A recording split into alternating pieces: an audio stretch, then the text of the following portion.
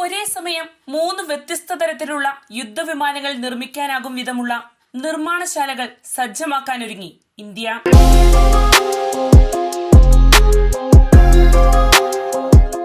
നമസ്കാരം, ഞാൻ ജാസ്മിൻ. പ്രതിരോധ വ്യോമയാന രംഗത്ത് ചരിത്രപരമായ മുന്നേറ്റത്തിനൊരുങ്ങിയിരിക്കുകയാണ് ഇന്ത്യ. 2030ഓടെ 3 വ്യത്യസ്ത യുദ്ധവിമാനങ്ങൾ ഒരേ സമയം വൻതോതിൽ നിർമ്മിക്കാനാകുന്ന സമാന്തര നിർമ്മാണശാലകൾ രാജ്യത്ത് പ്രവർത്തന സജ്ജമാകുമെന്ന റിപ്പോർട്ടുകളാണ് പ്രതിരോധ രംഗത്തു നിന്നും പുതുതായി പുറത്തുവരുന്നത്.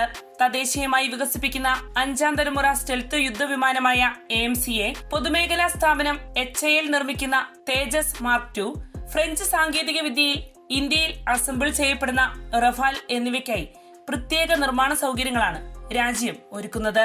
പ്രതിരോധ മാധ്യമങ്ങൾ റിപ്പോർട്ട് ചെയ്യും പ്രകാരം AMCA പദ്ധതിക്ക് സ്വകാര്യ മേഖലയിലെ വലിയ പങ്കാളിത്തമാണ് സർക്കാർ ലക്ഷ്യമിടുന്നത്. Tata advanced systems, Larsen and Toubro, Bharat forge തുടങ്ങിയ കമ്പനികളെ ഇതിനായി പരിഗണിച്ചിട്ടുണ്ട്.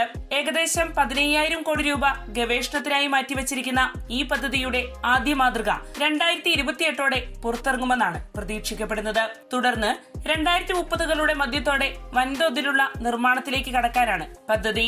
അതേസമയം തേജസ് മാർക്ക് 2 വിമാന നിർമ്മാണത്തിൽ HAL കൂടുതൽ ശക്തമായി മുന്നേറാൻ ഒരുങ്ങുകയാണ്.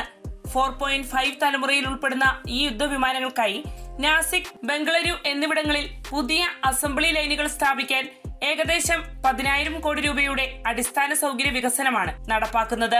തേജസ് മാർക്ക് 2വിന്റെ ആദ്യ പരീക്ഷണ പറക്കൽ ഈ വർഷം അവസാനമാകുമ്പോഴേക്കും ഉണ്ടാകുമെന്നാണ് സൂചന. രാജ്യത്തെ യുദ്ധവിമാന വികസനത്തിലെ 3ാമത്തെ പ്രധാന പദ്ധതിയാണ് റഫാൽ യുദ്ധവിമാനങ്ങളുടെ ഇന്ത്യയിലെ നിർമ്മാണം. ഫ്രഞ്ച് കമ്പനിയായ ദസോ ഏവിയേഷനും റിലയൻസ് ഗ്രൂപ്പും ചേർന്നുള്ള DRAL സംയുക്ത സംരംഭം വഴിയാണ് ഈ പദ്ധതി മുന്നോട്ടു പോകുന്നത്.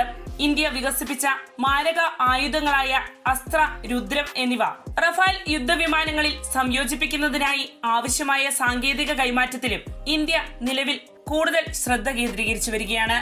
ഇന്ത്യയുടെ തദ്ദേശീയ 5ാം തലമുറ സ്റ്റെൽത്ത് യുദ്ധവിമാനമായ AMCയെ, അതുപോലെ തന്നെ തേജസ് മാർക്ക് 2, ഫ്രഞ്ച് സാങ്കേതിക വിദ്യയിൽ അസംബിൾ ചെയ്യപ്പെടുന്ന റഫാൽ എന്നീ 3 യുദ്ധവിമാനങ്ങൾക്കായുള്ള സമാന്തര നിർമ്മാണശാലകൾ യാഥാർത്ഥ്യമാകുന്നതോടെ ഇന്ത്യൻ വ്യോമസേനയിലേക്ക് മതിയായ യുദ്ധവിമാനങ്ങൾ കൂട്ടിച്ചേർക്കാനാകും.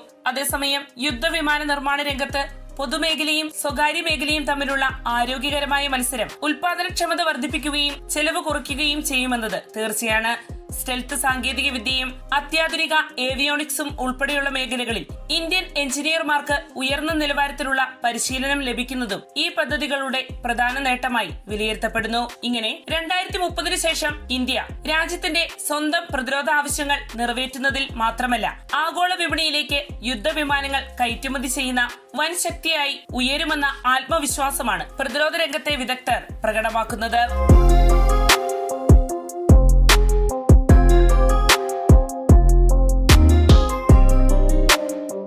വാർത്തയുടെ നിറം തേടി തരിനിറം.